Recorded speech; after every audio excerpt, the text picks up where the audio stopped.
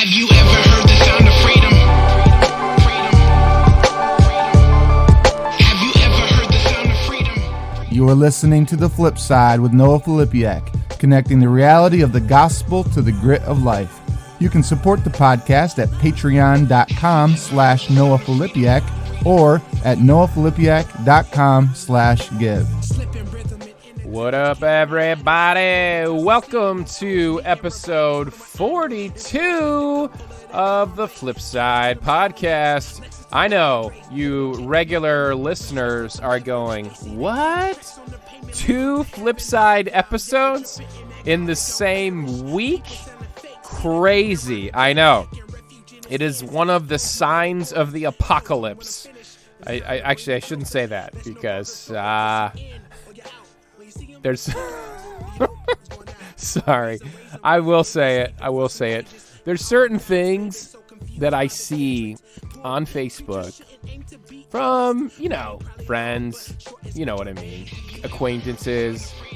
I'm not going to be any more specific than that. And you go, for real. Like, I try to not say things that'll make you never listen to my podcast again. But for real, if you think the COVID-19 vaccine is a sign of the apocalypse, is a sign of the government trying to take over, controlling human bodies or something, I don't know. How did I start with this? This is terrible. Please stop. Just don't. It's not. It's fine. Everything's fine. Nobody's trying to take over the human race using the coronavirus or the COVID-19 vaccination. You heard it here first on the flip side. Get vaccinated. My wife, she's a teacher.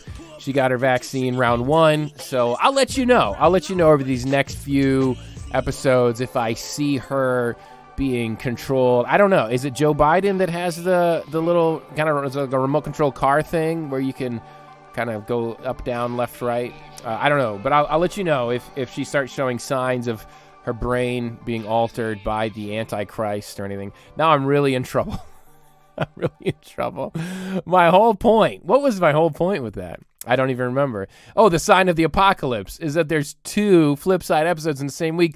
There's actually going to be another one next week. You're going to get 3 flip side podcasts within 2 weeks. It is like Christmas. If Christmas wasn't enough for you, if Christmas during COVID was a bit of a letdown, we have extended Christmas into the end of January by giving you 3 flip side episodes back to back to back. So if you missed episode 41, I interviewed Wesley Hill, particularly talking about his book, Spiritual Friendship, and this idea of covenant friendships as a alternative path, a path of love, a path of relational intimacy for celibate gay Christians. And so check that out. Check that episode out. And Wesley is a fantastic person, fantastic writer. Highly recommend Washed and Waiting and Spiritual Friendship. Those are the 2 books of his that I've read. If you're gay or same-sex attracted as a Christian and wrestling and trying to follow what the Bible says about sex and marriage, check those out as a guy who has blazed the trail, a guy with incredible courage, a guy that will really walk with you through those books on your journey. And if you're a pastor or a straight Christian and you want to be an ally, you want to help, and the cross, the heavy cross, that phrase, it's a biblical phrase, picking up your cross and following Jesus. I think the cross is heavier for those who are same-sex attracted or identify as gay Christians. It's a heavy cross.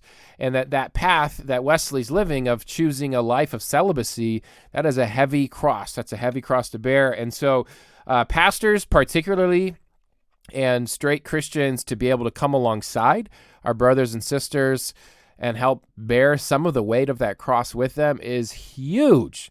So check that out. Last episode. Today, I interview Preston Sprinkle. We are talking about his book, Embodied, Transgender Identities, the Church, and what the Bible has to say. So I won't let the cat out of the bag too much because you're already on, you're in, you're hooked, you're listening. Stay tuned in a few moments for that interview. It is a really, really good conversation, and what an important topic for really many of the same reasons I just talked about with Wesley and as Preston. We talk a lot about LGBTQ and the LGB side of that conversation, people that are living with and struggling with same-sex attraction and being able to help carry their cross. But then those living the T side of that, and the transgender side of that, and the cross that they are bearing, and really this new frontier of understanding and how to find a path of discipleship for those that struggle with gender dysphoria and or a transgender identity. And so, man, thank you for listening today. Thank you for being willing to listen. Even if you listen to the conversation with Wesley last week, conversation today, and with Preston, and you just go, I disagree. Thank you for listening. Thank you for allowing yourself to be challenged. And so I will prep that interview a bit more here in a moment. But next week, this is all sort of a series in a way. I didn't plan it that way, but it's happened this way. Next week, I'm going to be interviewing Lori Krieg about her book, An Impossible Marriage. It's written by her and her husband, Matt Krieg, and the subtitle is What Our Mixed Orientation Marriage Has Taught Us About Love and the Gospel. Lori is a woman attracted to women, and Matt is a man attracted to women. And these are two followers of Christ who are submitting to and obeying the Bible's design for sex and marriage, and it's not an easy road. And their story and their book has incredible lessons for anyone, single or married, going through anything on Jesus being what fills us up. And there's so many parallels between that message and my book, Beyond the Battle, that we need Jesus to fill us up.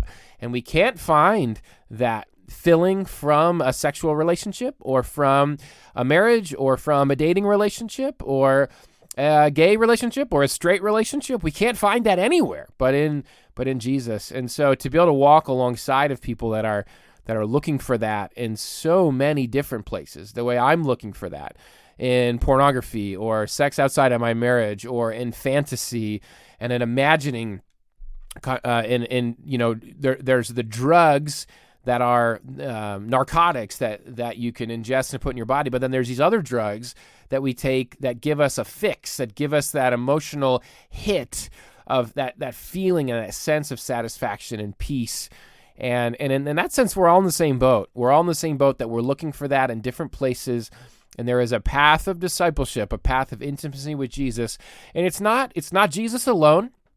It's Jesus as the center and as the foundation, and then ushering us into community with others that are following Jesus, where I really believe the body of Christ, that's meant to be taken more literally than we usually take it.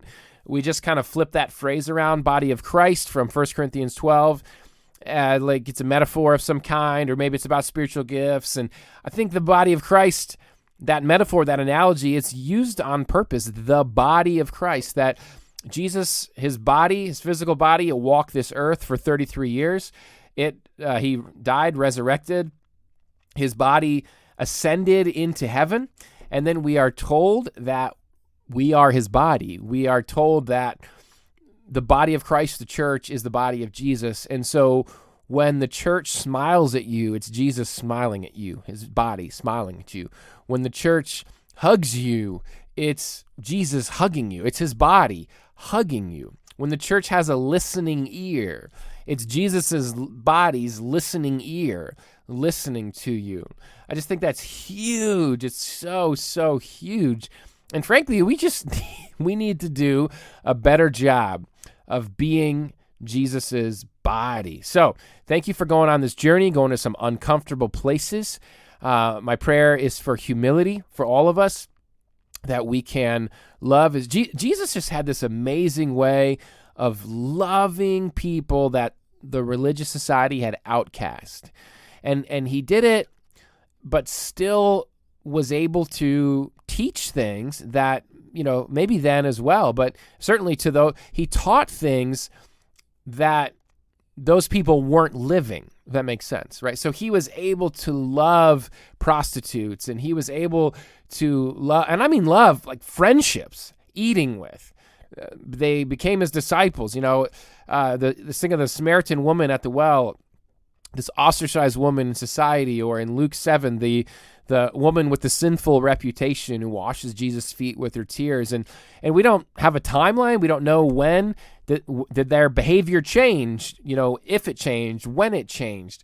But we know that these people were drawn to Jesus, and we also know that he said things that were true. He said things about God's design for living, God's design for marriage, God's design for sex that disagreed with the way those individuals were living their lives, but they still were in Jesus's circle. They still walked with him. They were still friends with him. He still ate with them. And wow, right? We need to figure out how to do more of that, because it feels like an either or, doesn't it? It feels like an either or. And you have churches that are, we stand on the truth and this is what's right, and they do and say things in a way that totally turns people off to the gospel. That they're not drawing non-churched people, they're not drawing unchristian people to Jesus. Those unchristian people are saying, wow, you're full of hate and judgment and all these sorts of things. And on the other side, you have churches that are saying, do whatever you want, live however you want. We're not, the Bible, it's all kind of relative anyway, but, and there's really, it's all just mush, and there's no repentance. There's no, and we have to, in the way Jesus did, we have the model of Jesus where he was able to do both. He was able to preach a gospel of repentance and also a gospel that drew like a magnet to him the marginalized of society, the broken, the stepped on, the downtrodden. Sometimes that was because of their behaviors. Sometimes it was because of, prostitution or sinful reputation. Other times it was because of illnesses like leprosy or, whatever it may be.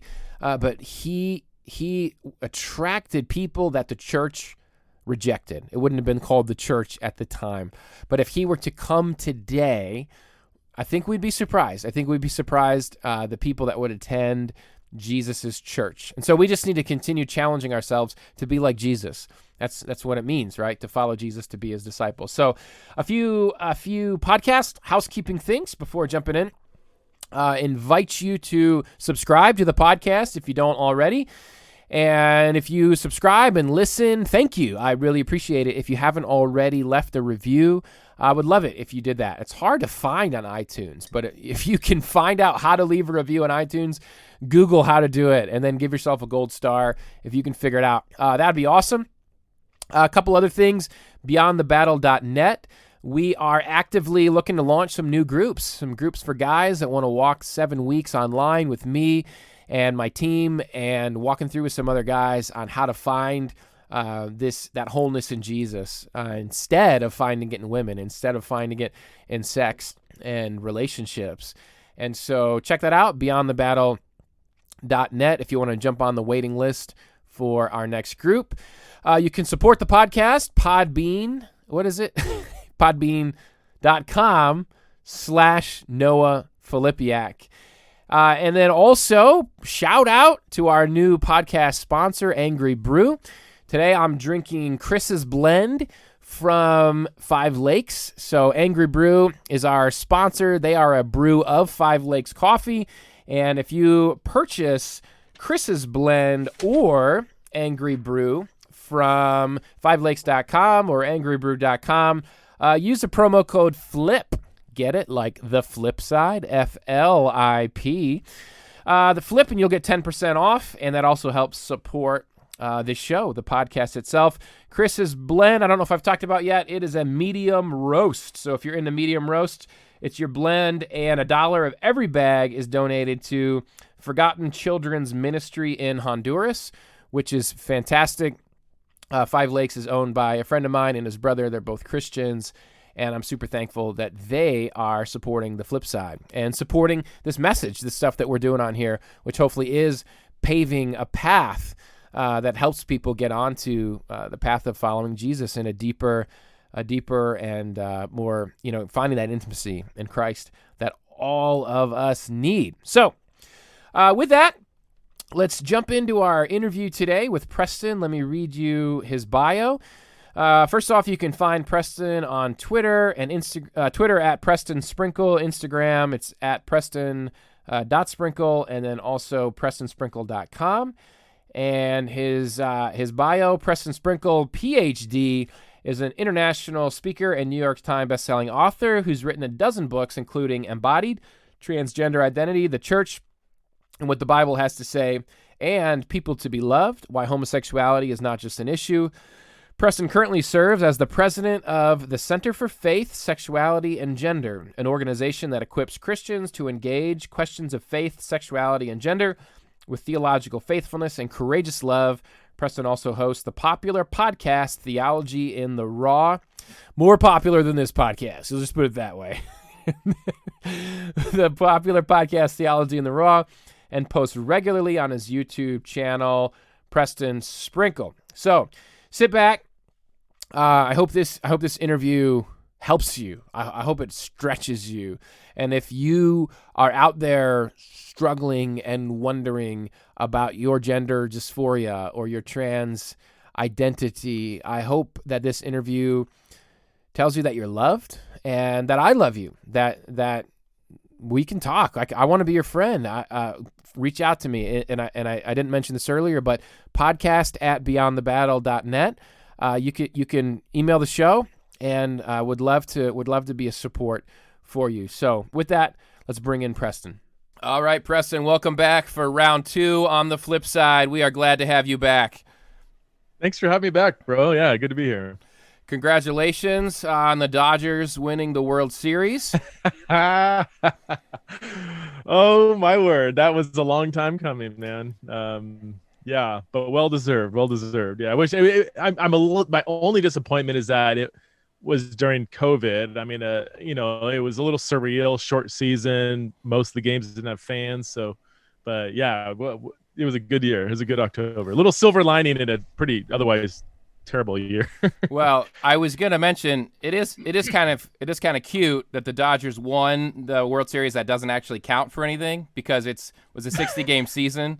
It's kind of like like winning the preseason. We know it doesn't really matter. we know that it doesn't actually matter. But I'm glad that you guys won it. I'm glad you kind of have that. One could argue the opposite. Doing a 60-game season is even more difficult. But but that's not why we're here. It's kind of like winning Game 1 of the World Series. I mean, it's good. Congratulations. So yeah. I wanted to congratulate you on that as a baseball fan. So.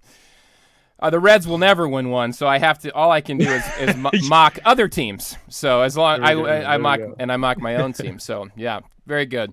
Well, hey man, let's jump in. We got a lot to get to with Embodied, your new book, and let me just say, talking about transgender identities is so hard and it's so complex. I mean, and I say this. Obviously knowing this isn't what I'm doing or what we should do, but why shouldn't we just stick our heads in the sand on it when it comes to this issue?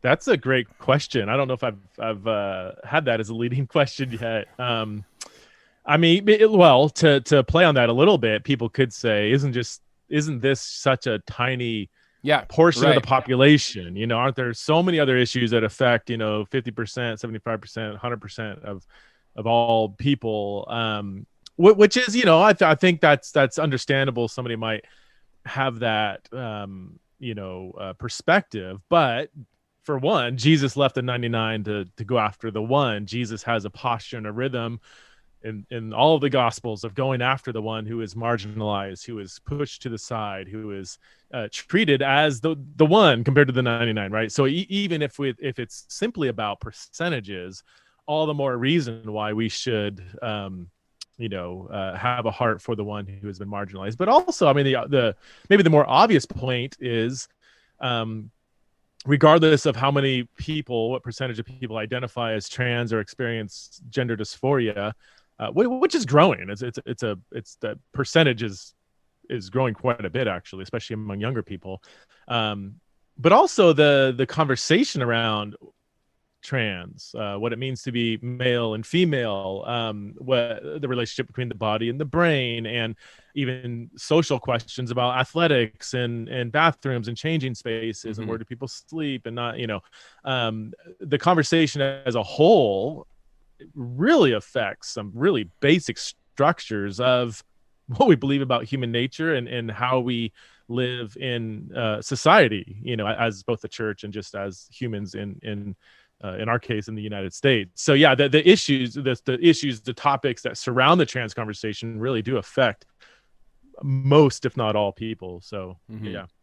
And I ask that because I think that's what a lot of, if not most, evangelical conservative churches are doing with this topic, is just stick our heads in the sand. Because one, if we talk about it, we could now, there's fear, right? There's fear of I could get prosecuted possibly, if I were to talk about this, or I know my congregation is split on this topic, and so let's just not talk about it, because if we do, then we got to answer the emails. Then we got to have all these confrontational conversations.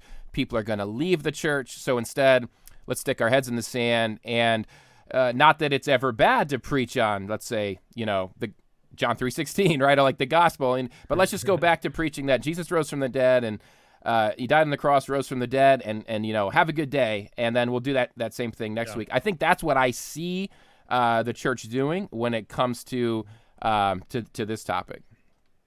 Yeah, for sure. And I think one of the mistakes that I see churches make, in good faith, good intentions, is to lump the T with the LGBTQ acronym. I see this all the time. People use LGBT as a synonym for like being gay, so they think, oh, we did our homosexuality series last year or whatever, and so we've covered LGBT. And I'm like, no, wait a minute. Like, the T is actually vastly different than the LGB. And in some ways, the very acronym LGBTQ plus can be really unhelpful, because you're collapsing a myriad of different kinds of experiences and theological and ethical questions into one kind of monolithic experience. And this is why I wrote this book in particular, because people do say, wait, I've heard people say, didn't you already write that book, referring to my book on the Bible and homosexuality, People to Be Loved? And I said, actually, there's probably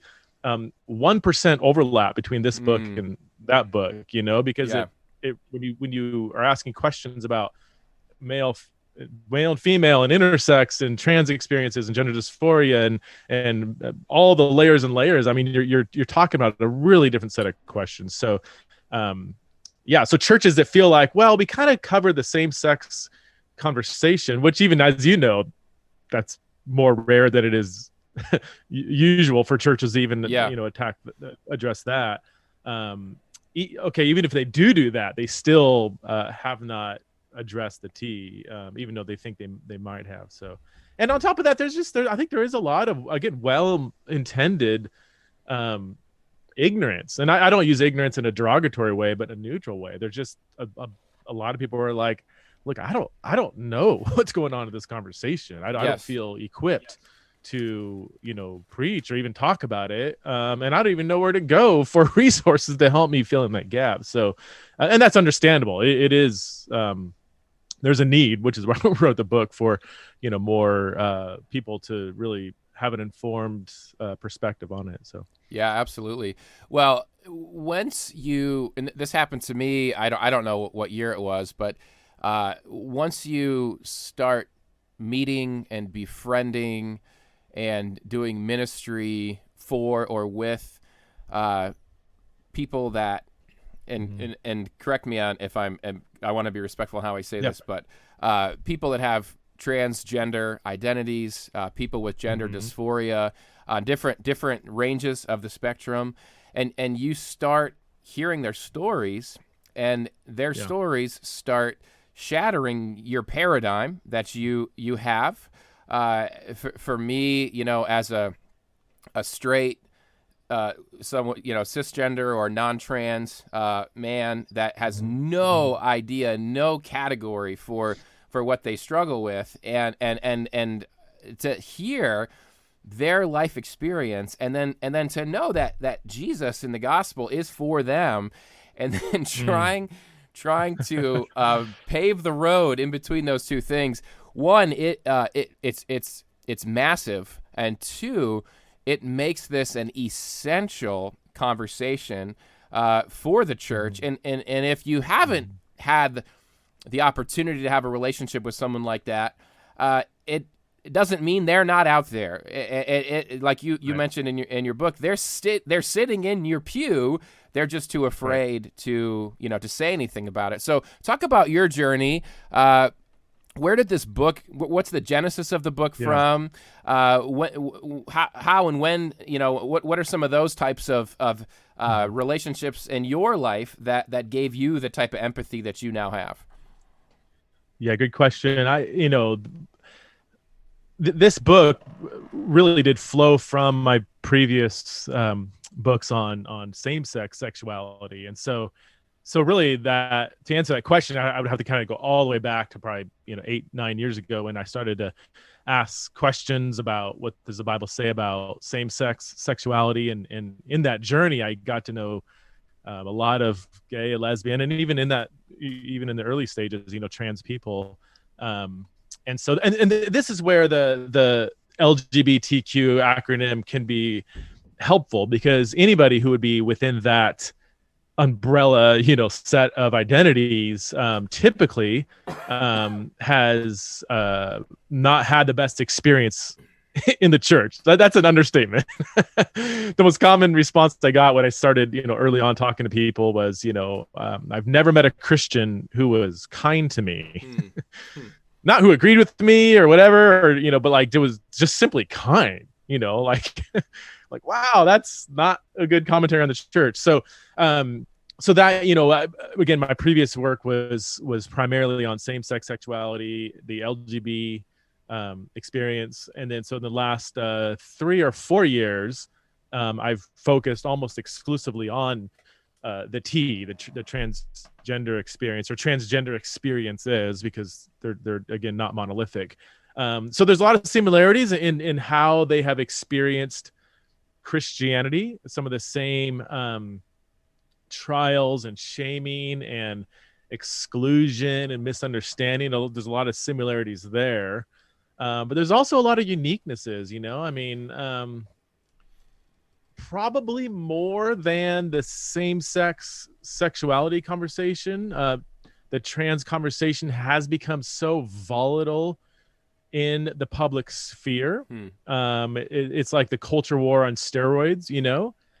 It seems to excite a lot of anger on both sides of, and when I say both sides of the culture war kind of activists, culture warriors on the right, activists on the left, which you take both of those sides, and that represents a very small but very loud percentage of the people who are affected by this conversation. So the one thing I've seen, especially in the last few years, is that, take the bathroom debate. Okay, let's just jump into that can of worms. Should we boycott Target because they allow trans-identified people to use the bathroom of their gender identity rather than the biological sex? Okay, big public issue, and this isn't just Target; it's many other places, and that can be the focal point of a lot of heat.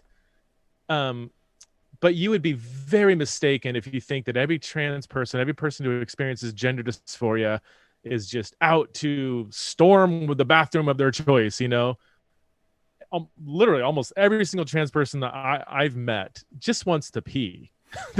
they just want to be able to go to the bathroom in public. Whereas some of my friends who are faithful followers of Jesus say, I long for the world where I can have a cup of coffee at church.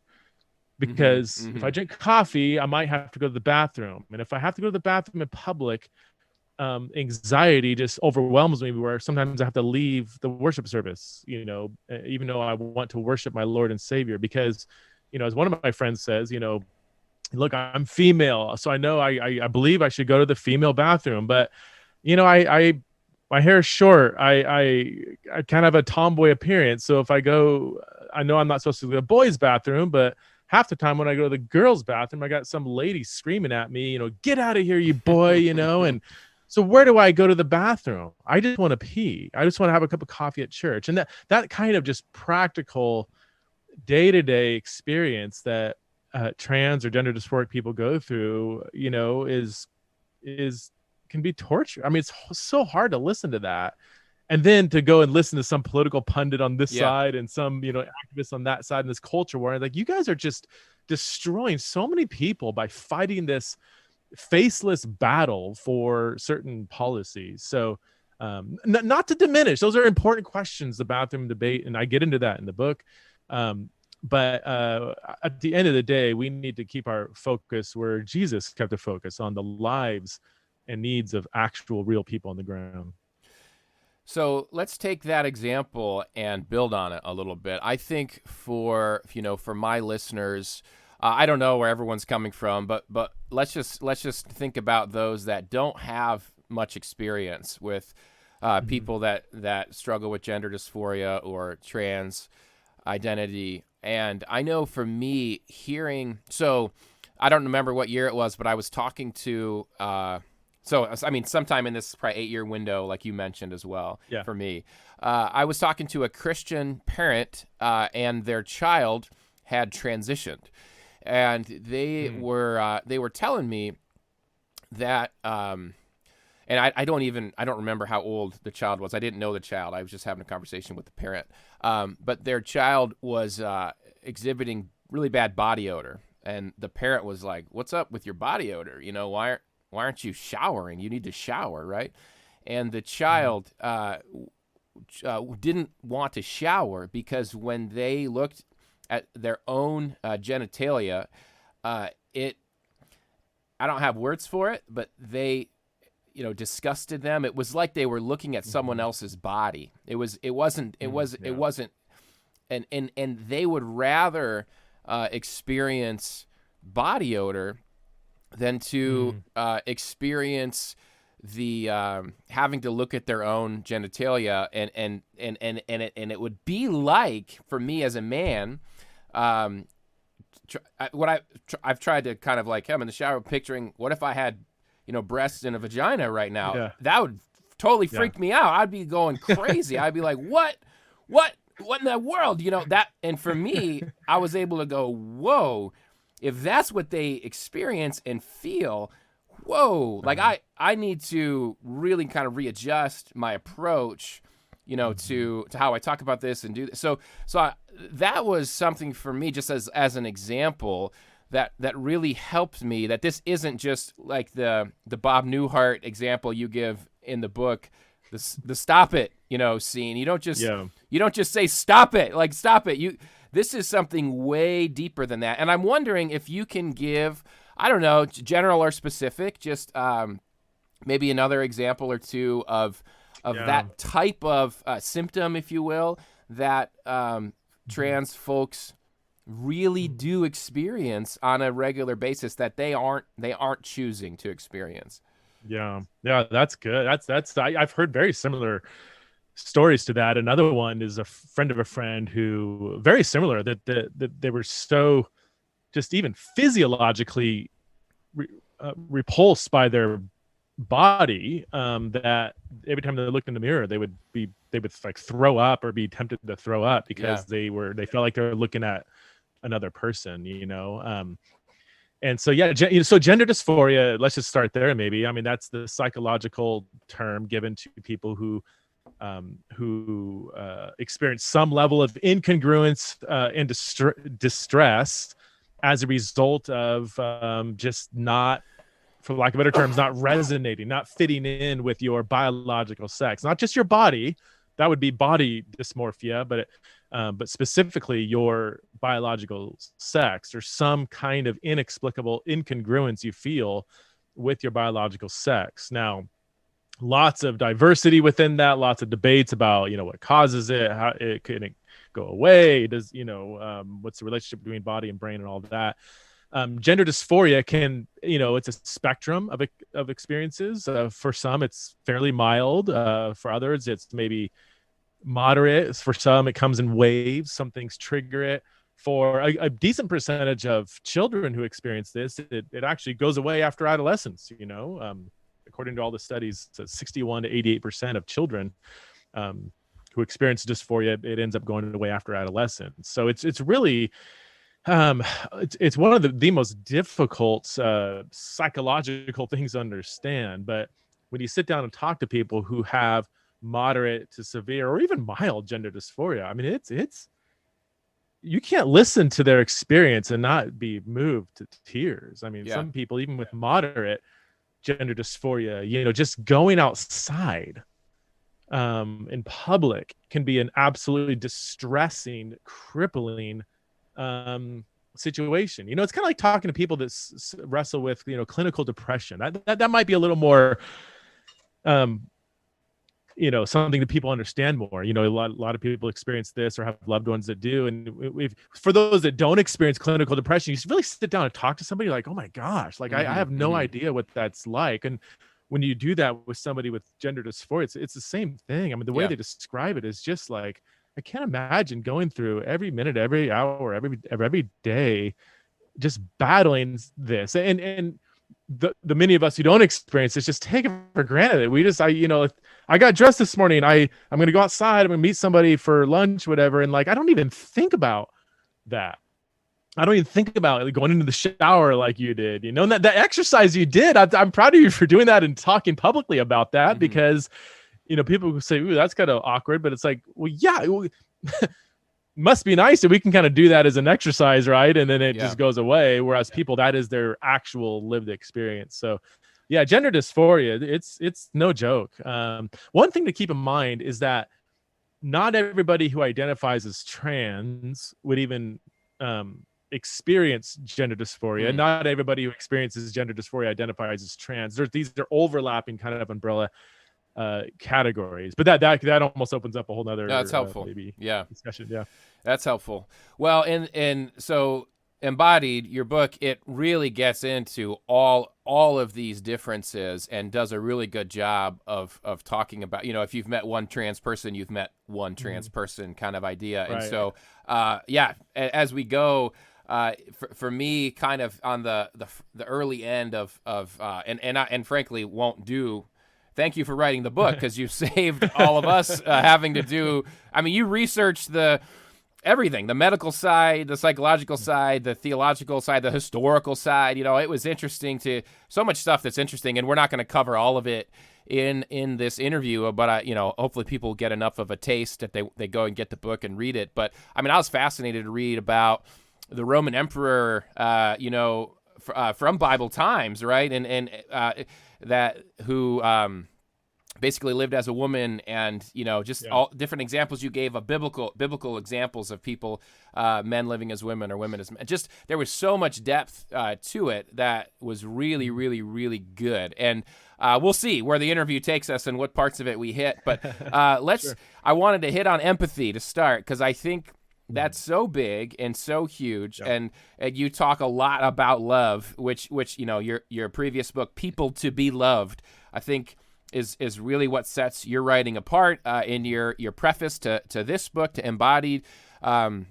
you talk about your friend. I don't remember if he was trans or gay, but he said he was gay. Okay, and he said, you need to write this book because you love people. Like, you talk about, these are people to be loved. And so I want to start there, and it is so key. And so I want to lay that basis. And then when we have that basis, not that we've just done it here in 5 minutes, but once a person is there, I think that's step number one. If a pastor's listening and they're saying, how do I approach this? How do I do this? That's number one. And it takes longer than 5 minutes. It takes having, I think, actual relationships and having learning to be empathetic in this way. So, but where do we go? Where do we go from here? I guess that's sort of a question that comes next. Is you can't just, and maybe some listeners are thinking that. Okay, great. You love people. You have empathy. That's great. But you can't just stay there, right? If you just stay there, what about all these other things? Yeah. I don't know if it's even a good question, but what's the next step? What's the next step from there? Let's say for a pastor who's gonna address this and wants this to be a part of I think it's a church culture thing. I think it's more than a one-off sermon. I think this is are we a church where trans people would come to our church? That's a long goal to have. But what would the next step be for a pastor who wanted that to be a goal? Well, I love your example is so pertinent that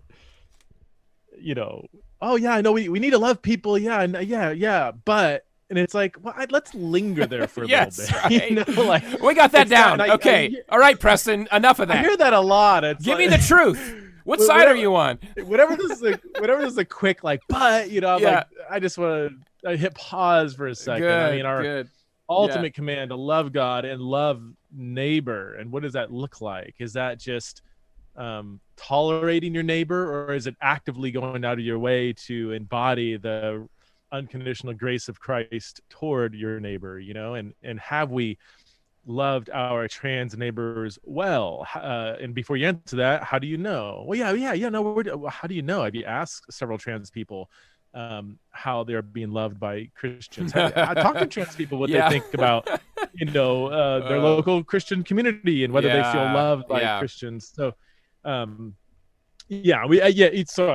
I know I'm preaching to the choir here, but so I see here's the difference. Most Christians I know, this may not be everybody's church experience, but most Christians I know are good people. I really, I know the church has a bad rap, and I know there's horror stories of stuff that the church has done, but in my anecdotal experience, most Christians are well-meaning.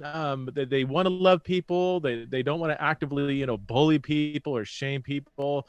They might tell a joke in private. They might laugh at a joke, whatever. But at the end of the day, they're like, no, I don't think. I think it's right to respect anybody and give them honor. And but it takes more than just passively avoiding being a bully, passively avoiding shaming somebody. That's a good start, but that's passive love, and Christian love is never passive. It's always active. And so we need to not just settle at not being a bully. We need to be actively engaging and loving and honoring and valuing and listening to in this case all people, but in this case trans identified peoples. So it's taking the next step to both as an individual, and also if you're a leader, as a ministry or church culture, creating a culture where a trans person would show up and say, wow, this Christian environment is not what I expected. This is different than what I grew up with in church. And this causes me to ask questions about who this Jesus person actually is, your story of Kat and Lori, who and I heard them share from the stage as well at one of your leadership seminars.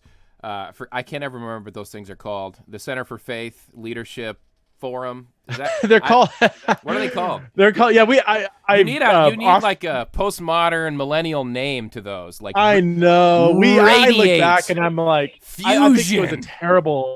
I think it was a terrible name. They're called Leaders Forums. Okay. And the full title I got the is forum right. Leaders Forums on Faith, Sexuality, and Gender. Oh, okay. All right. We totally should have went with like fusion, radiate. There's just pull out the thesaurus. You could have had it. You could have had it. All right. So you talk about Kat and Lori in the book, which is awesome. Yeah. Shameless plug to my podcast. I'm interviewing Lori next week, so excited for that.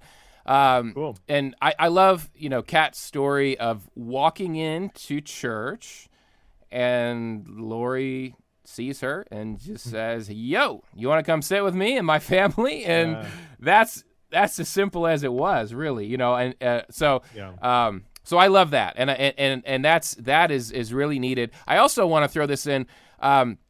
I'll say this is coming from me, not from you. You do a good job of being very respectful in the book. I struggle with my respectfulness sometimes.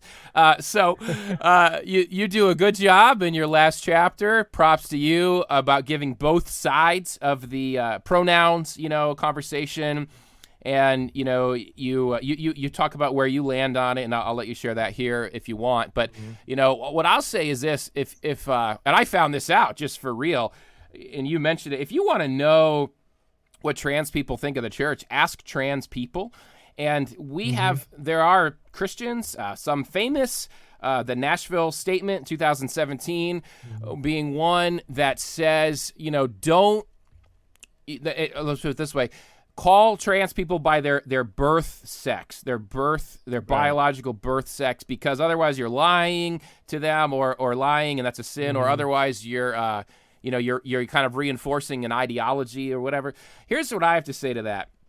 If you want trans people to give you half a second of their time to listen to you talk about Jesus, to listen to you talk about the gospel, to sit down with you for a meal, a coffee, a conversation, you must call them the pronoun that they prefer to be called. And there's some deep reasons why. And it doesn't mean you have to agree with their reasons. But that, to me, in this, and again, being my not respectful self, I'm just saying it how I think it is utterly unloving. It's unloving to not call a trans person by the pronoun that they prefer. And I'll say this, it's weird at first, it's uncomfortable at first. We had someone transition in our church. They started coming to our church, and they were towards the tail end of their journey right before they were going to actually transition. And so I knew them as a female, and they transitioned to a male, and you bet your bottom dollar I called them by the male pronoun, because you know what? I wanted them to keep coming to my church. I wanted them to be my friend. I wanted them to read my blog and listen to my podcast, which they still do to this day.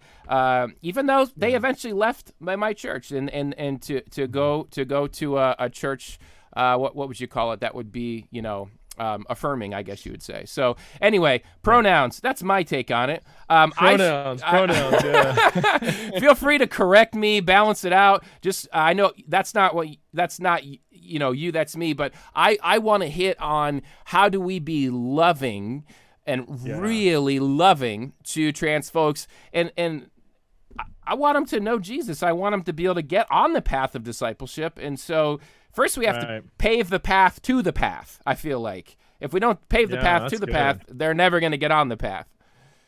Yeah. No, that's good. Yeah, there's so much here. And let me just start working my way backwards. Sorry. I'm right. I just had to get that off my chest. I just got to get it out. Bam! I'm good now. I'm clean. So, are you an 8 on the Enneagram? Oh, what are you? I'm an 8, brother. Oh yeah, 8 is great. So this would be a disaster if we put you as an 8 in the room with another 8 who saw things differently than you. It would be fun. Yeah. So I think I'm a 5 or maybe a 1 or experts in the Enneagram say I can't put you. I don't know where you land, but I'm not an 8. But one, if I am a 1, ones have 8 kind of tendencies sometimes. So, so I am on the same page as you. The language I use in the book that I think has been helpful when I put it this way for people is language is shared social space. Okay, it's shared social space. When you're conversing with somebody, you're each using language, and that language, you can't have a relationship with your neighbor. You can't love your neighbors yourself if you don't talk to them, if you don't converse through language. Well, language is shared social space. You're using words in a way that convey your worldview, and somebody else is going to use words that convey their worldview. So pronouns can be tricky. In 2021, it is simply a fact. You can disagree with it. I would even question what I'm about to say, but it's just a social fact that some people use pronouns to refer not to their biological sex, but to their gender identity. Gender identity is their internal sense of who they are. I've got loads of questions about gender identity. I would probably not even agree with a lot of things that people believe about gender identity. But the fact is, we live in a world where some people say, I'm using pronouns. My pronouns have to do with my gender identity, not my biological sex. And you could say, no, I don't believe in that. And that's fine, but it's still shared social space. If you only want to enter into a relationship with somebody who has the same interpretation of Genesis 1:27 and the biblical theology and all, then you're going to live in your little Christian echo chamber and you're not going to be able to love your neighbors yourself. So and having said all this, it took me 10 pages in the book to really wrestle with both sides and pack it. So I don't want to overly simplify it. But I do think there's a good case to be made with the pronoun debate in meeting people where they are at. If you expect people to be where you're at for you to be in relationship with them, then that's not a good Christian posture.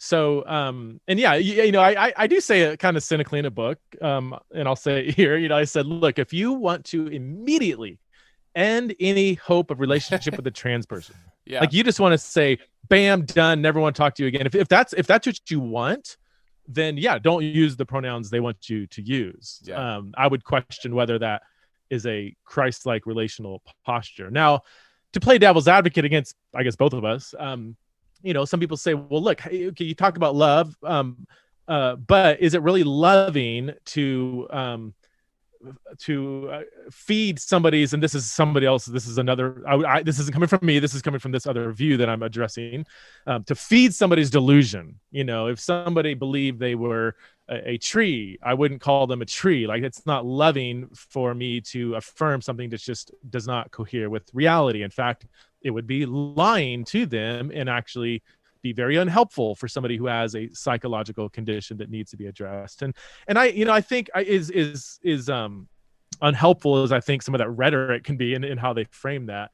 There's something there that I'm like, that's something I do need to wrestle with. Not personally, but just it is more factually, it's not so simple as that. Language is very flexible. And we do have examples, even in the Bible, of Paul and Jesus exploiting the flexibility of language. Paul on Mars Hill is a classic example. He observed the Athenians. He saw their religious worldviews, and instead of just slamming them with the truth, he says, I see that you're quite religious. Mm-hmm. This God that you worship, which is Zeus, let me tell you about that God, and so he's kind of playing on he even uses pronouns like he did refer to Zeus, but he's actually referring to Yahweh. And I'm not saying this is a direct parallel. I'm just saying that language, it's a little more tricky than simply he means biological sex and she means this and that. It's like, there's a little more here that we need to wrestle with. So no, I don't think it's just a blatant case of Christians lying to somebody if they use a pronoun that doesn't match their biological sex. So that's a somewhat of a brief summary of what took me 10 pages to kind of unpack in the book. But no, that's good, man. That's helpful. And as you were talking, let me say this too. If the person I was just talking about that went to my church, if they are listening, being an 8 on a podcast can be dangerous sometimes because I say things and then I go, should I just said that?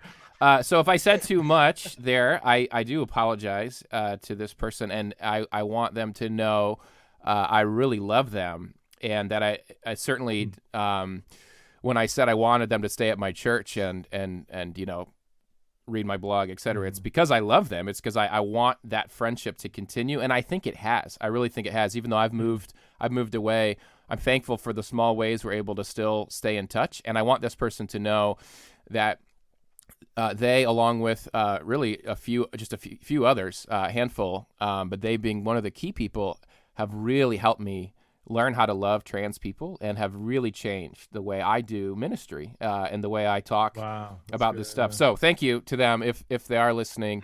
Thank you for your grace, because they were very gracious to me the whole time, and even when they left, they were extremely gracious to me and continued to be afterwards. So I just want to say that which is That's great. which is cool. So let me ask just a couple other things, kind of as we kind of make the home stretch here.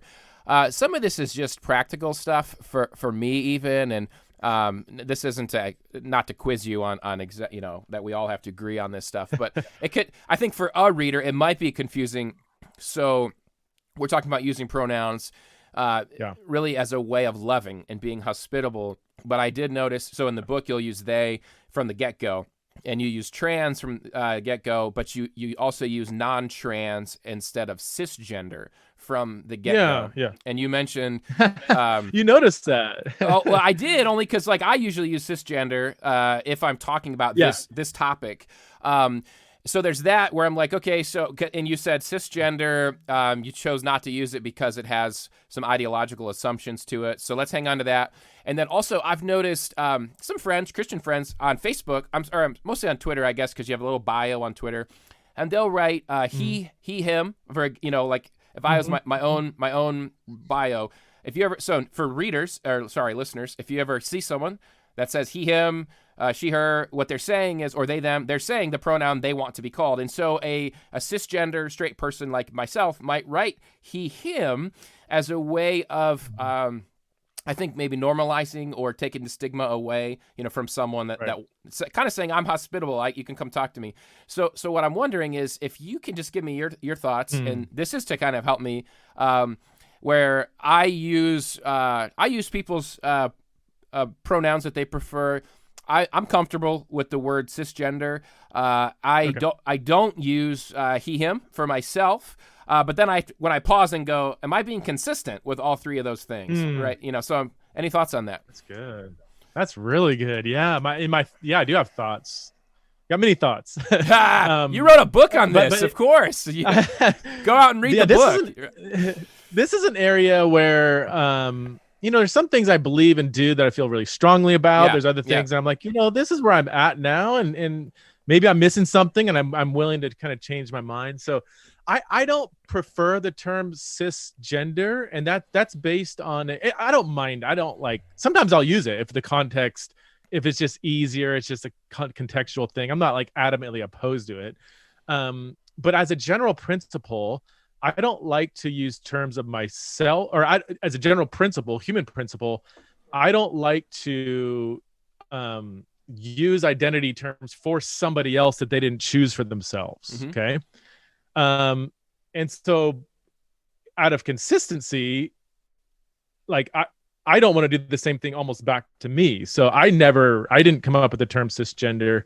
I don't use that term. It doesn't mean anything to me. So for somebody else to call me cisgender, that would be like me using the pronouns they don't want to be, like I think we should all mutually respect other people's choice of self referral in a sense. Cisgender, in most contexts, if you're going to do a random search on cisgender and how people are using it, I would say more than 50% of the time it's used in a very derogatory term. Kind of like how, white straight male is used today. That's usually used in a very kind of negative term, a negative way. And so why would I kind of wear that? And also the very term gender, as I talk about in the book, is loaded with ideological assumptions. So even the term cisgender assumes a lot of things about the very concept of gender that I probably wouldn't agree with. Mm-hmm. And not everybody uses cisgender is foisting upon me, all that stuff. But so I don't, I think non-trans is, I think there's males and females, and there's some that have an intersex condition, and there's some males and females experience gender dysphoria, would be kind of my basic working categories. And then there's identities that can be piled on top of that. So yeah, I'm a male who doesn't experience gender dysphoria and doesn't identify as trans is the most neutral way I would put it. That's why I use trans and non-trans in the book. But again, I'm not. I've got good friends that refer to me as cisgender. I don't even blink an eye. It's not that big of a deal. The other one, the he, him, putting like me as somebody who doesn't experience gender dysphoria to publicize my pronouns as an attempt to say normalize the normalize the fact that some people use pronouns that don't match their biological sex. I haven't been a fan of that, but I've got friends that are kind of giving me the reasons why it is good for us to do that. Like you hit the nail on the head. It is kind of inviting for people who might be wrestling with dysphoria or be trans, where they're like, oh, I can talk to them. They're aware enough that they have told me their pronouns, so now I feel safe to tell them my pronouns.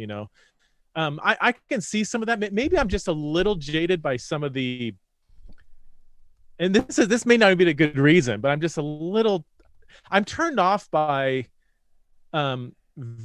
whether it's right wing or left wing virtue signaling. I grew up in a fundamentalist context where it's kind of like, you had people that would publicize their spirituality and look how good I am, and look how conservative I am. I read my Bible 2 hours a day. You only do 1 hour a day. So that's a very typical thing and kind of fundamentalism. But I see the same exact thing on the far left, the progressives, and some of the, there's that a couple of weeks ago, who was it? Some senator closed in prayer and was so like woke, that he said, and amen and women, like, well, amen doesn't mean like male, it's like, it just kind of looks a little silly. And I even see, politicians, announcing their pronouns before. I'm like, do you even understand what you're doing? You're just dog whistling to your crowd. And so, and again, that's not the best read, but sometimes I'm like, I'm just so allergic to, again, whether it's from the left or the right, kind of virtue signaling that,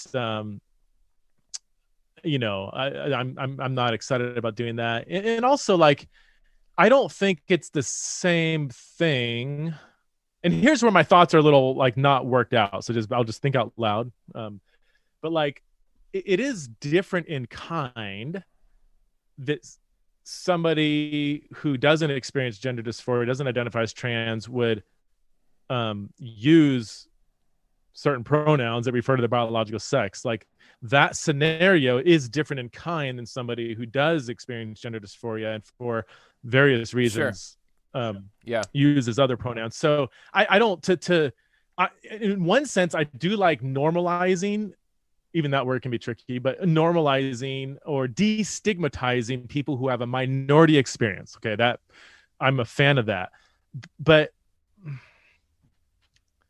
I don't know how to finish that sentence.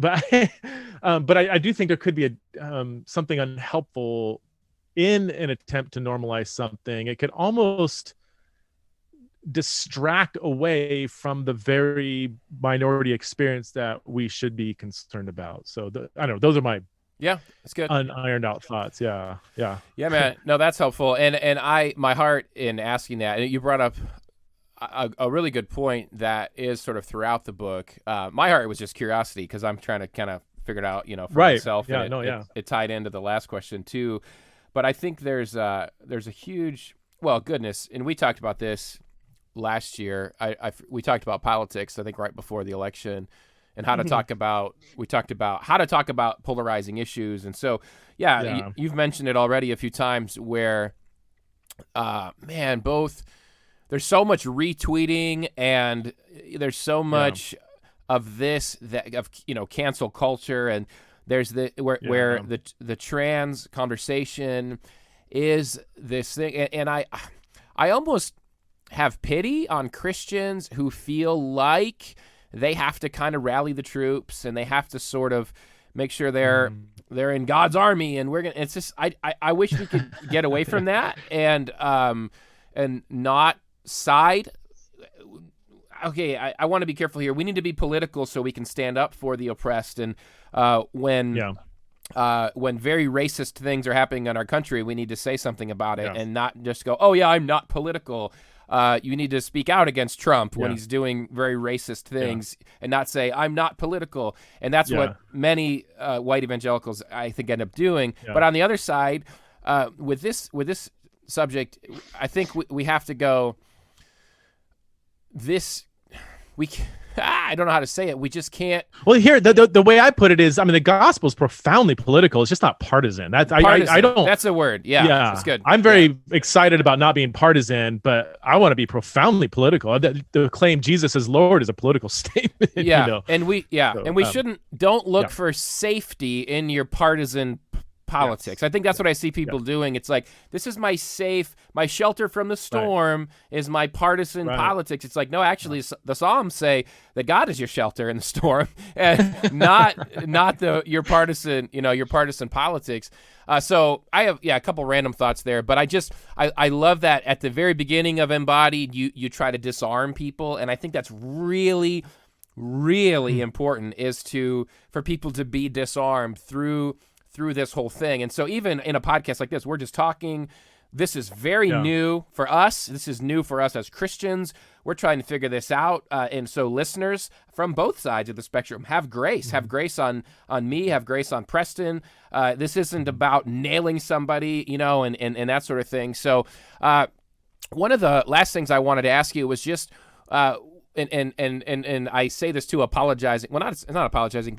This interview is meant to give people a taste of the book. I want people to read the book. So there's significant things we haven't talked about here. You've mentioned gender stereotypes and the stereotypes of culture and how huge of a role that plays. Yeah. You've mentioned intersex, and you talk extensively about both of those things in the book, and the eunuch and Jesus and the eunuch. So I just invite listeners to read the book because I'm not going to interview Preston for 3 hours on this. I want you to read the book, okay? So there's some really, really good stuff here that we've not been able to get to. So but before we end, though, what would you say, maybe just in this podcast, somebody that may or may not read the book, what do you want, what's your message to the conservative side? What do you want them to hear? Conservative, biblically, politically, whatever, I don't know. Maybe you can frame it better than me. And then what's your message to the progressive side? Maybe the progressive Christian side, the progressive side. What do you want your message to both of those different kind of warring factions to be? Yeah, that's good. That's good.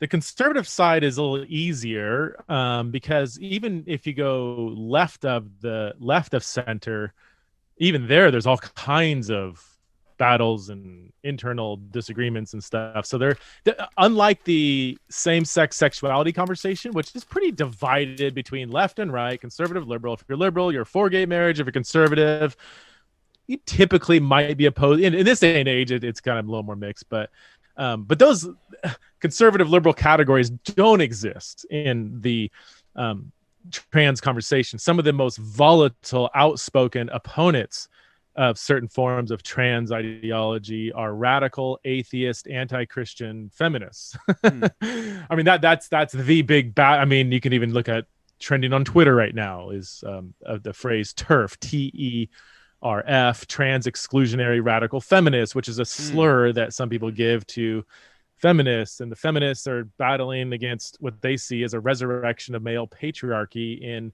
the trans activist conversation. Males once again getting access to female spaces and so on and so forth. Anyway, that's a whole nother. Yeah.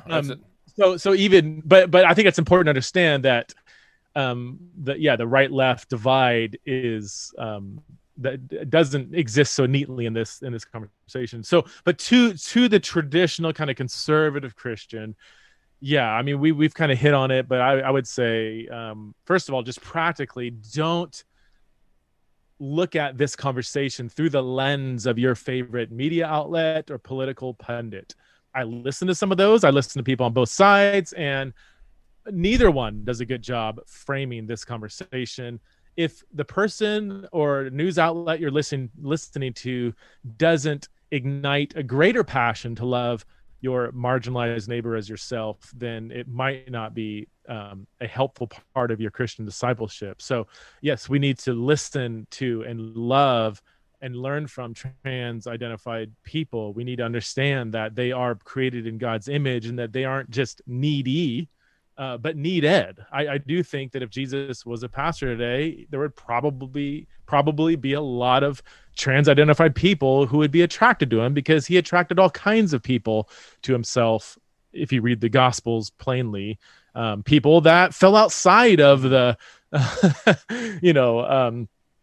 who were on the naughty list of religious leaders, if you will. So, so I just, until we are embodying the grace of God in radical ways towards trans people, then I think we conservatives, I'll put myself in that camp.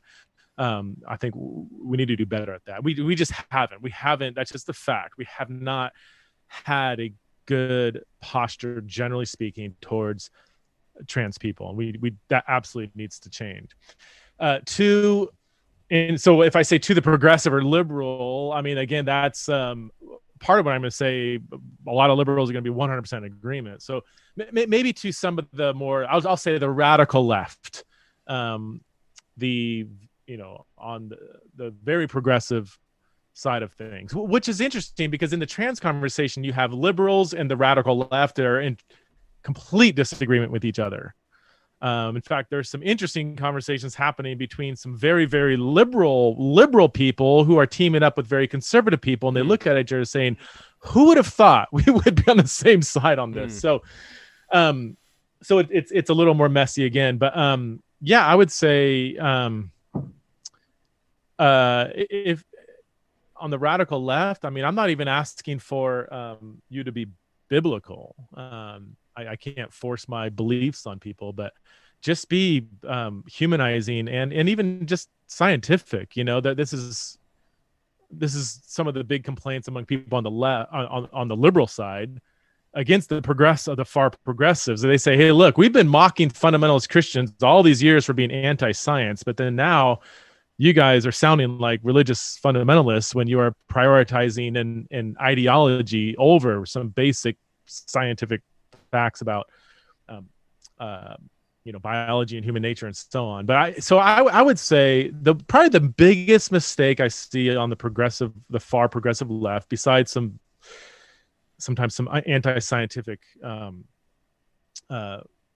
assumptions, is in your attempt to help people, because that's the big thing that drives progressives, right? Sure. Like if something is harming somebody, then it's immoral. But sometimes some very progressive values are actually bringing more harm than you realize. And the big question, and I'm kind of, people who know the discussion probably know what I'm getting at, but the whole push to make it easier for teenagers to transition, this has become a huge debate within liberal circles. I don't think it's very loving to, if a 15-year-old kid says, "Hey, I'm trans," to kind of fast track them towards medical transitioning out of an ideology that says, "Oh, if you say you're trans and then you're born in the wrong body or whatever, and then so we need to change that. Otherwise, you might end up committing suicide, and these are your two options: transition or die." And these simplistic approaches to a very complex situation are actually not helping people.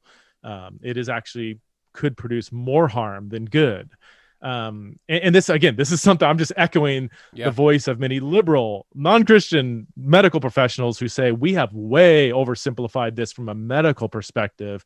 We need to hit the brakes on some of these therapies that, not even like approaches to trans teenagers. So I would just encourage those on the maybe far left to not even believe, I don't expect you to like read my book and say, "Oh, I believe everything you said," but like at least just make sure you're not sitting in an echo chamber where there's one kind of ideological perspective being promoted, because that can and has been shown to really do a lot of damage in people's lives. So good. Yeah. Good stuff. Here's my last word, and then if you have one to give, go for it. I just think our goal as Christians, as I think about this as we talk, often we want to fix all this. We want to, if we just tweet a little bit louder, it's going to get fixed. We're not going to quote unquote fix all this, whatever that even means. I think as I hear some of the anecdotal stories though about, the young man in your book who shared with his Bible study, sounded like a college group, if I remember right, that he was experiencing trans an experience of being trans of some kind, and everyone it was crickets. Everyone just was like, okay, kind of, and just there was nothing for him. And then you have all the many narratives of abuse, right, in the church, where like Leslie that being shown the back door and don't ever come back. And I think if 30 years from now, those stories don't exist anymore, they're not fresh anymore. The stories of crickets, of just being completely unable to love someone and talk and be in friendship and relationship, and the stories of abuse, particularly, if we can get all those to end, we've done something really good. And I think we should continue having other goals along the way and helping people on the path of discipleship on individual levels. But to me, there's great value. And I say all that to say churches need to be talking about this. Back to my first line, get your heads out of the sand and talk about this stuff, because people are hurting and they're looking to their church and they're looking at what's coming up on next Sunday's sermon, and it's another sermon that does not acknowledge that I exist, and another sermon that doesn't acknowledge that I exist. And it's only a matter of time before they leave the church or altogether, because you've never acknowledged what they're going through. And so I recommend Embodied as a great place to start learning how to talk about this stuff. And then let's let God take it from there. Let's let God, let's do what we can do. And then let's let God do what he's going to do. Yeah, that's good. That's good. Appreciate that, man. Thanks for, first of all, thank you for reading the book. It's pretty rare that I do an interview where somebody's actually read the book. So I interview a lot of people, and I'm like, dude, I don't have time to read your book, but I'd love to talk with you. So I really, it's made this conversation much more rich, I think. But to come full circle, silence isn't an option. It isn't just a tiny percentage of the population that we're talking about. We're talking about many Christians who are being discipled by culture. Maybe it's a Christian culture, maybe it's right-wing politics, maybe it's left-wing politics. They are being discipled to have certain views on this conversation. So if you're a Christian leader with some sphere of influence, or anybody with a sphere of influence, like, where is your voice in their discipleship process? This is a significant enough conversation to warrant Christian leaders, especially, to say, I need to provide some form of discipleship for the people I'm leading in this conversation. And that's, I have a really hard time plugging my own book. I don't like that, but to be honest, that is exactly why I wrote this book, because I felt like when people are like, okay, let's have the conversation, how do I educate myself? That's why I took many, many thousands of hours to research and think through and talk to people and ultimately produce this book. So thank you for doing it. I'll say it. We all have our different circles of the world, and I'm sure you could go into some library and find some book, but for the Christian pastor that's buying books, I don't know what resource would I give them. It's this. And so thank you for putting it out there, and you've done the research. The footnotes are extensive, and I was super glad I don't have to do the research now. So thank you for doing that. But yeah, man, no, I appreciate you coming on, and best of luck with the book. The book comes out February 1st. You can order it now, pre-order on Amazon, and it'll be available in your hands February 1st. So thanks, Preston. Maybe next baseball season, the Dodgers will win a real World Series, and then we can talk about that. But hey, I'm glad that you had something kind of like an imaginary friend to help you through COVID. I'm thankful for that for you, brother. So. Yeah, I'm not too worried about not winning this next World Series with our team. But, I like that. Well, your payroll is 3 times the size of my team, so you should win the World Series. So. That's true. Very good. All right, thanks, man, for having me on. All right, and we're back. As I mentioned prior to the interview, if you are struggling with gender dysphoria, if you're struggling with trans identity, shoot me an email. I'm no expert. I'd love to love you. I'd love to listen to you.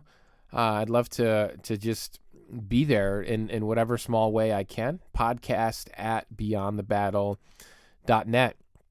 And if you, as a listener, if you're, a pastor, and if you're a Christian, and you're non-trans, you're cisgender, if you're going, I don't ever think about this stuff, why are you talking about this stuff? I'd really encourage you to pick up Preston's book and read it. I'd really encourage you to be challenged. He does a really good job of staying balanced and giving us some really helpful things to think about, both if you're on the left or if you're on the right. If you're on the side, and I don't even mean politically, but if you're on the side that's saying, stop it, why would you be transgender? That's what. Just stop. I'm not that way. If you're a woman with short hair, just grow your hair out. It's not hard. Stop wearing Stop wearing male clothes. Go shop for some women's clothes. This isn't hard. If that's your mindset, just know that it is hard. It's not. I don't want to be so blunt to just say you're wrong, but know that. Think about it. If it were that easy, they would do that, right? They're not asking for this trauma. They're not asking for this dysphoria. They're not asking for the societal, abuse that comes with this, or that awkwardness of not fitting in the men's restroom and not fitting in the women's restroom. And so if you're on that side of it, allow yourself to be stretched, read Embodied, be challenged by it. You disagree, that's fine. You can reach out to Preston on social media or through his podcast. You can disagree with him. He's used to that. My hope is that you just take that step to allow yourself to be stretched, to say, there's things that I don't know, and I can learn. I can learn from somebody that they experience things very differently, than I do. And if you're on the side as a Christian, whether you're trans and you're as a Christian and you're going, I've transitioned, or I'm going to transition, or whatever, and there's only because of, and you have all your kind of reasons for that. And again, there's differences. There's a spectrum depending on what you believe about the Bible, but there certainly is a contingent of people that believe, the Bible is God's word, and I want to follow it, and yet this, I'm a man and I feel like a woman, or I'm a woman and I feel like a man, man, what in the world is going on? It's really, Preston does a good job in Embodied of giving credit to kind of both sides, and then also showing flaws in both sides, as far as even some of the arguments and some of the science and the statistics used and things like that. So if you're convinced that, transitioning is the only way, and it must be done, and those sorts of things, I'd encourage you to read Embodied. I think your thoughts will be challenged. I don't even mean challenged like I challenge you. I just mean you'll, in a good way. I think you'll enjoy it. I think you'll enjoy the intellectual stretching. I think, again, you won't agree with all of it, but you'll go, oh man, yeah.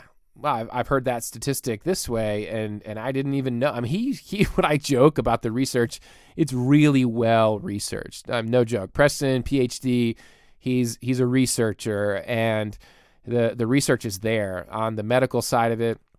It's not research like we talk about today. Well, science says this, and so I'm right, and then somebody on the exact other side says science says this, so I'm right. It's not that kind of thing. He shows the research behind sort of both sides, and just does a really good job of trying to give caution, whatever side you're on, caution. And man, this is tough stuff. This is not stuff that's going to get solved in a podcast, or even, honestly, I mentioned the Nashville statement. I didn't read that when it came out. I didn't even know about the pronoun thing. Preston mentioned that in his book about the pronouns. But I do know when it came out, I heard a lot of hurt, a backlash. People were really hurt who are LGBTQ or trying to walk with LGBTQ or same-sex attracted people, even though, anyway, I don't know. I'm not trying to give my analysis of that statement, because I frankly should have maybe read it, but I didn't. But my point is the way we talk about this stuff matters.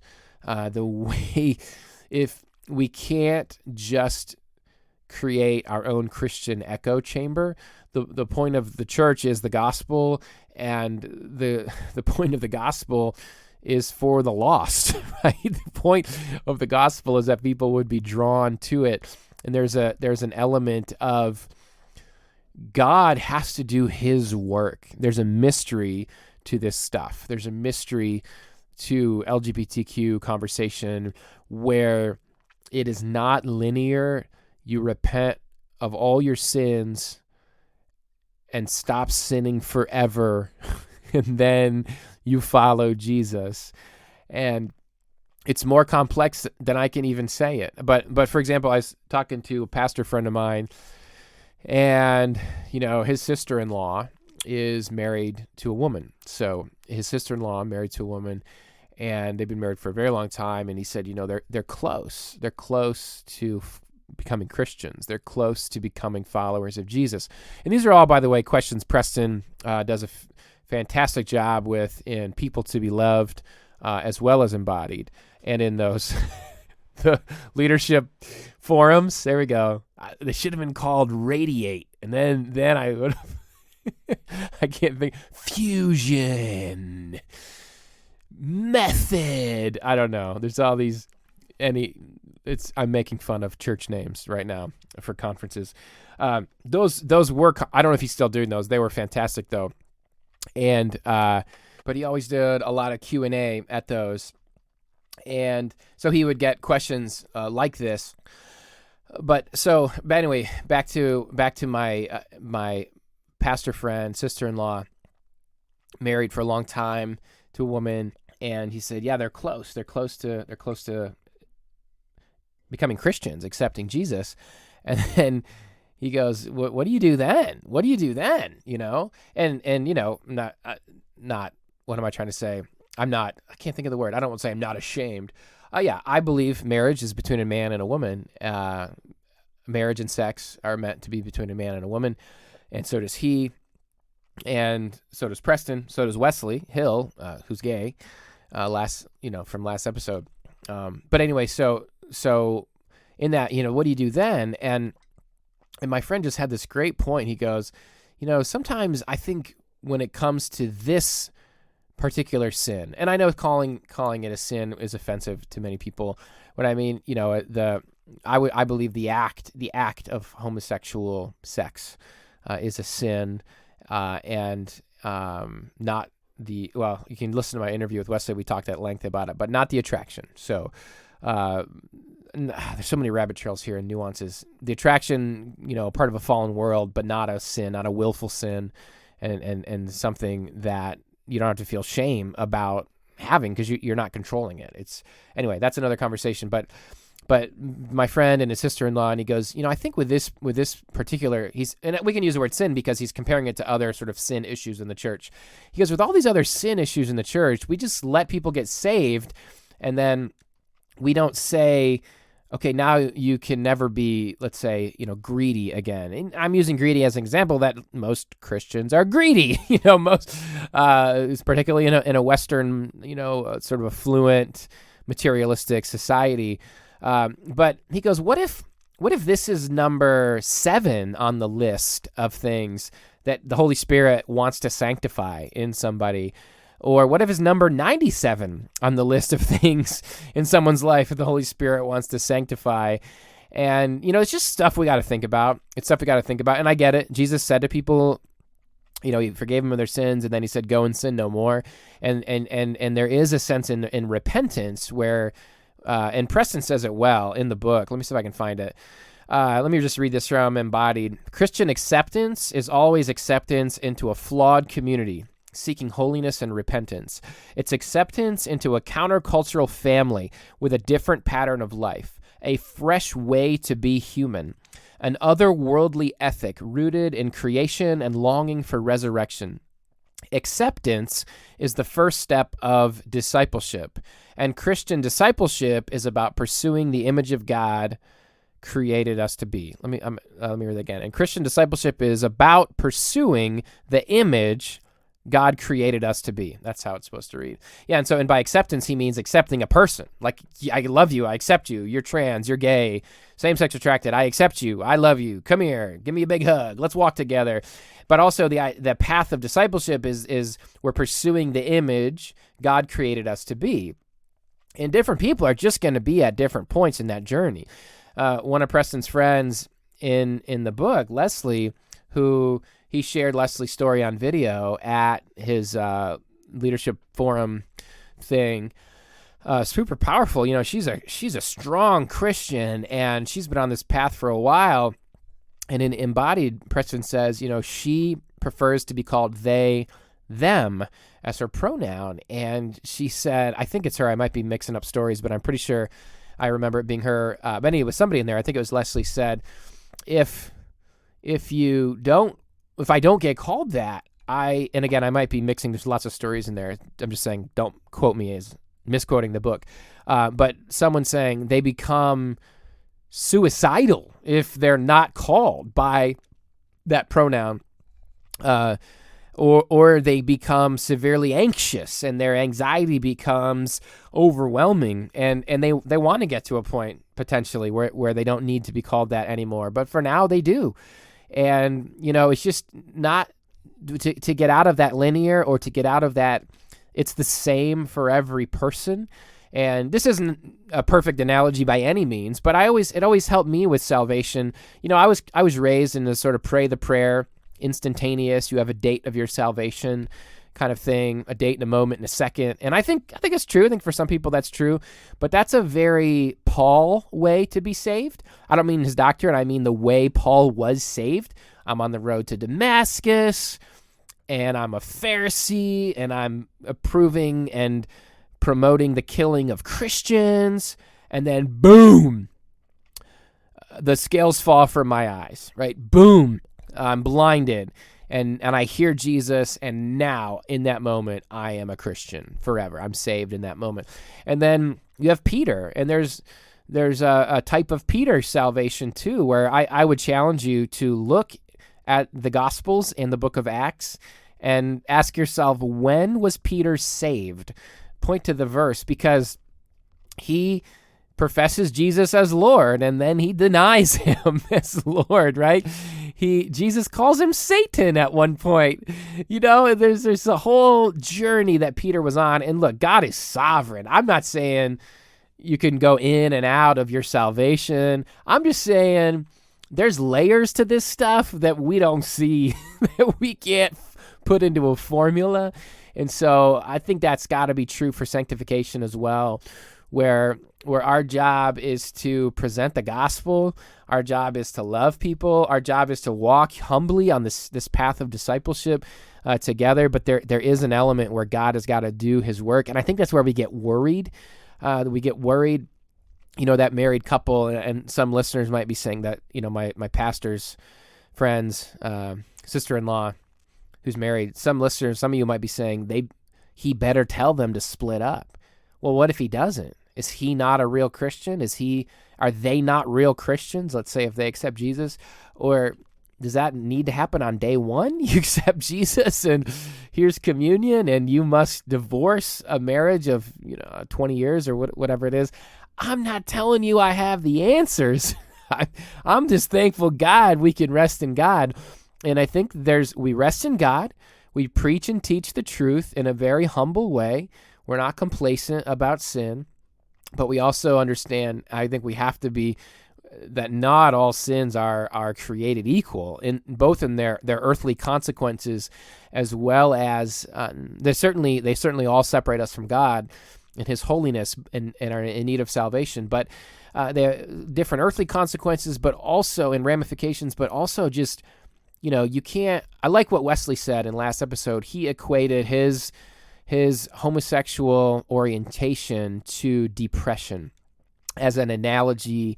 He said, it's depression is a part of a fallen world, but it's not sin. I don't have to live in shame because I'm depressed, that I'm a sinner, and that used to be what the church thought.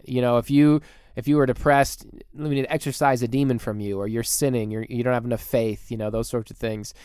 And just to understand that me going to look at pornography, though there's an addiction there and we need grace there, that choice in sinning in that way is different, very, very different than the trans person looking in the mirror at their body parts and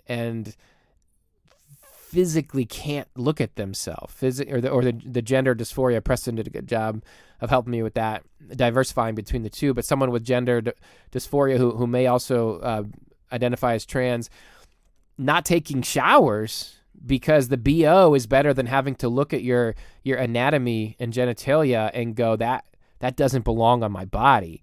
I have no way of comprehending that. That's not sin. You're not sinning. Now, there's a path of discipleship. There's this path of pursuing the image God created us to be.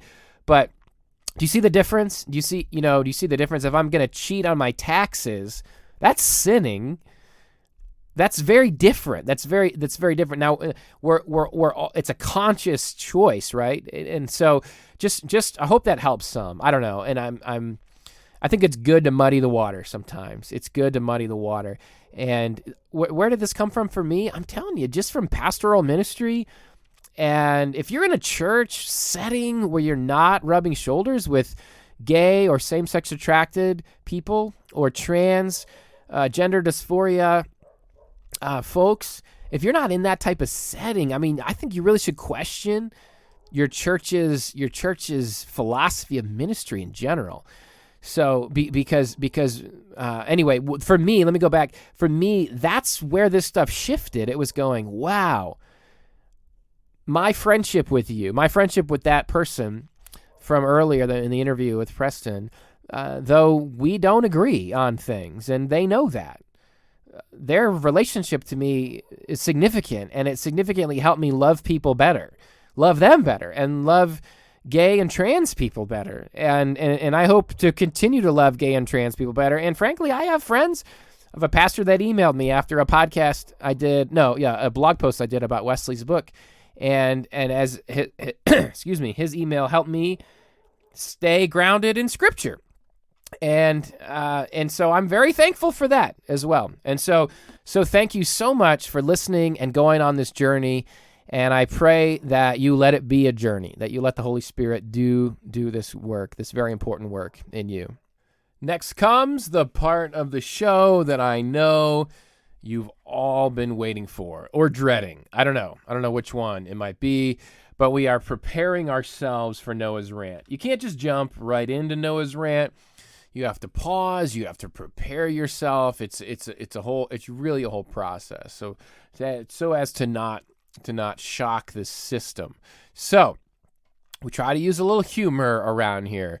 We try to use a little comedy around here, and we call it Noah's rant. And so Noah's rant's coming up next. If you are not interested in poor attempts at humor, at unsuccessful attempts at comedy, this would be your opportunity to take that off ramp, the exit, to get off the highway, off the podcast highway. We love you. We want you to subscribe. We want you to keep coming back. If Noah's rant's not for you, that is okay. You are loved, and probably you're much more intelligent than those of us who stick around to listen to Noah's rant. So props to you, honestly, props to you. But Noah's rant, it's a bit different. It has no real redeeming qualities to it. If you're interested in spiritual growth and intelligent conversation, we've done a lot of that. That part's now over. And Noah's rant's not for the faint of heart. Noah's rant, it does exist to make the world a better place, and it's doing a bang up job of that. If you haven't noticed, if you've looked around at what since Noah's rant started till today, wow, the world's doing great, isn't it? So, without further ado, Noah's rant.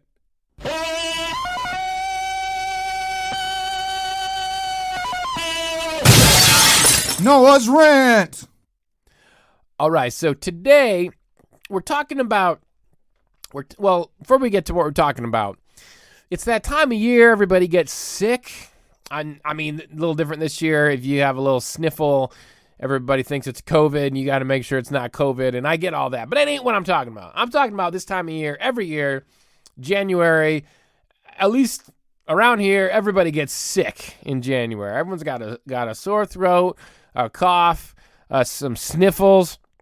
So this dude the other day, he's got the sniffles. He's got to be blowing his nose, and he pulls out a cloth handkerchief from his pocket, and he blows his nose in the cloth hanky, the handkerchief, wet, warm, disgusting snot fills the hanky, and then he folds or wads it back up and puts it back into his pocket as if nothing happened, as if there was nothing wrong with what he just did. Now look, let me warn you now, but we're at level 6 out of 10 right now. We're going up. I'm telling you, get off the highway now. That middle schooler inside, sometimes he needs some space. He needs to stretch sometimes, and he's coming out. He's coming out. It's happening. I'm telling you, I'm warning you. You cannot judge me. I don't want any negative criticism of the immaturity of Noah's rant when I've warned you to stop listening.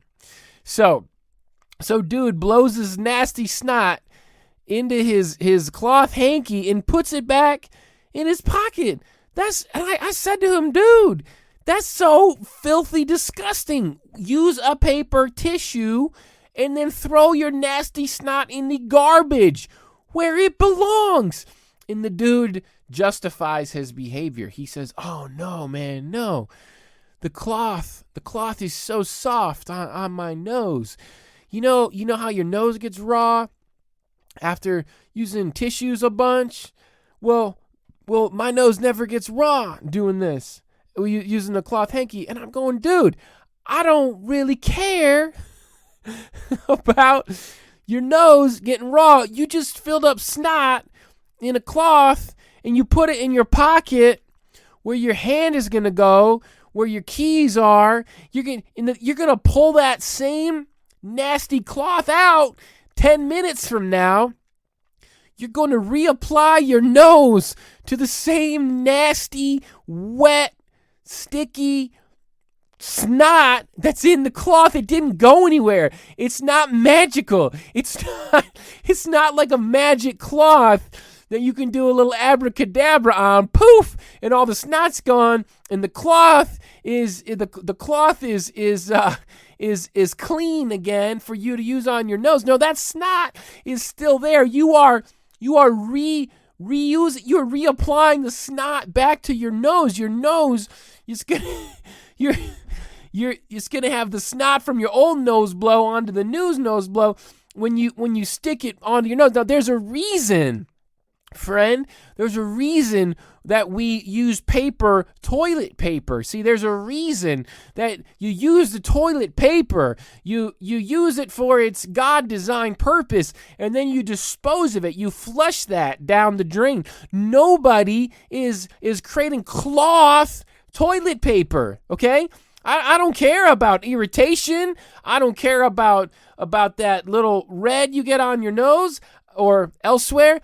Nobody cares. I don't care, frankly, about the environment. I do care about the environment in general. But when it comes to toilet paper, no, I am not using a cloth toilet paper to clean up and then stuff that thing back in my pocket. You know why? Because that's, you know what? Disgusting. That's really disgusting.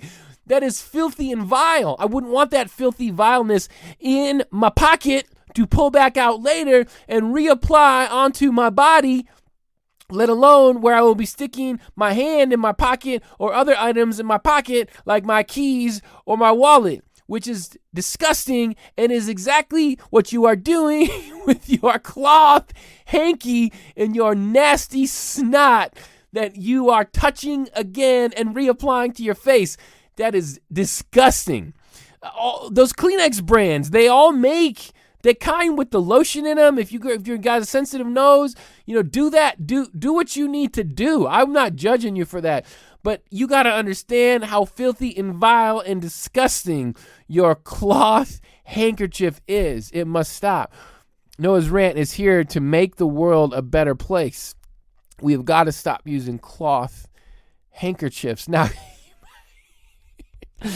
look, someone emailed me that's hopefully still listening about my cloth, napkins last episode. I don't have a thing against cloth. It might feel that way. My last two Noah's Rants were about cloth napkins and now cloth handkerchiefs. So please don't be distracted.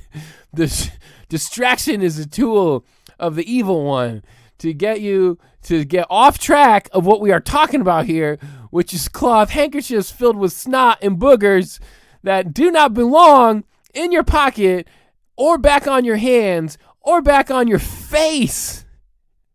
I feel so bad for this dude's wife. She's got to be smooching him on a smoochy nose and face that's got reused snot on it. That is not good for your marriage, bro. That's not good for your sexual purity. I wrote a book on sexual purity. I am an expert on this. Nobody wants that. Nobody wants a snotty face. So that's it. It's generational, maybe. You know what? But sometimes we gotta put the foot down. Sometimes what's right is more important than what's culturally normal for a generation. And so if you grew up in the cloth hanky generation, guess what? I'm an 8 on the Enneagram, and I'm telling you, you're wrong. Throw away your nasty handkerchiefs. Go wash them and then make a quilt out of them if you'd like, and put up a trophy of all the snot that you used to wipe all over your face, and start using cloth tissues like the rest of civilized society. Boom! You heard it here. On the flip side, that was Noah's Rant presented by Angry Brew Coffee. That's right. Angry Brew is actually the official sponsor of Noah's Rant. I have a sponsor enabling me to do Noah's Rant now. So that's pretty fantastic. I hope that you enjoyed Noah's Rant. I hope that you enjoyed episode 42 of the Flip Side podcast. We like to keep it real on the flip side. We also like to keep it fun. Sometimes it's a little bit weird doing both, but we do our best. We do our best. Subscribe to the podcast. As I mentioned, stay tuned for next episode. I'll be interviewing Lori Krieg. She wrote the book An Impossible Marriage with her husband. She co-wrote the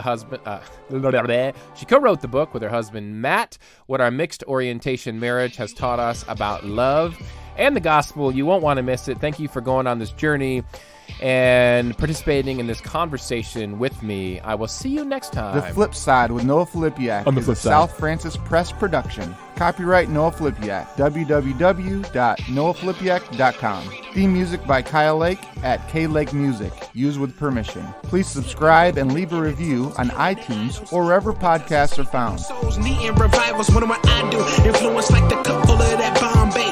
Kelly's to them Tom Hanks, Lexus to them Andres. Hoping they can't get my inner reverence, stressing for leverage. That they see the king's tracks on the pavement leading to heaven.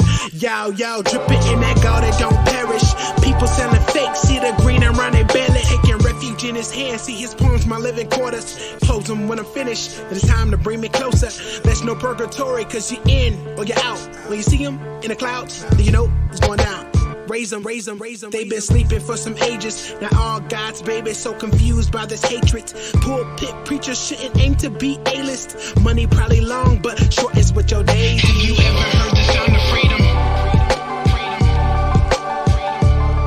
Have you ever heard the sound of freedom?